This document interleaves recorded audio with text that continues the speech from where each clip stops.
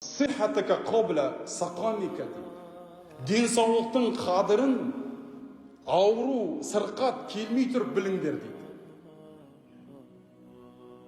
Адамның мына 12 мүшесі аманат қой. Мен кейбір кезде адамдарға айтам, аға сіз неге темекі шегіп жүрсіз? Сіз мына темекімен өзіңіз зиян жасап жүргеніңізді білесіз ба?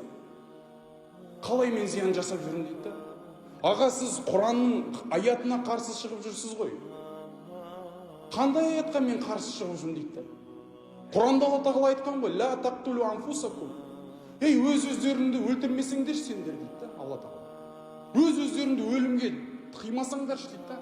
Мына темекі сені өлтіріп жатыр ғой. Аз-аздап сенен өмір алып жатыр, денсаулық алып жатыр.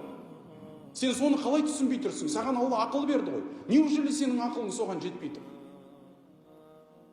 Ақылың жетпесе темекінің қорабына бір қарайсызшы. Темекінің қорабында тұр ғой.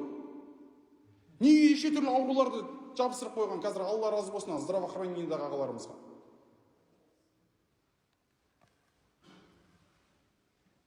Мен айтам, сіз деймін, аға темекі шегіп жүр екенсіз ғой деймін да. Аға жарайды, өзіңізді аямайды екенсіз. Басқаларды аясаңыз деймін да, басқаларға да зияныңыз тиіп жүр ғой сіздің деймін да. Сіз мына пайғамбар Мұхаммед деген біздің пайғамбарымызға қарсы шығып жүрсіз ғой, сіз білемісіз ба деймін да. Қалай мен пайғамбарға қарсы шығып жүрмін дейді да. Ла дарара ва ла дирар деген пайғамбарымыз.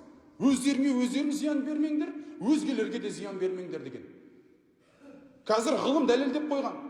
Адамның темекі шегетін адамның зиянынан қарағанда, темекінің қасында иіскеп тұрған адамға зияны көбірек екенін дәлелдеп саған. Сен өзіңмен бірге халықты да өлтіріп жатсың. Не болды деймін да сонша?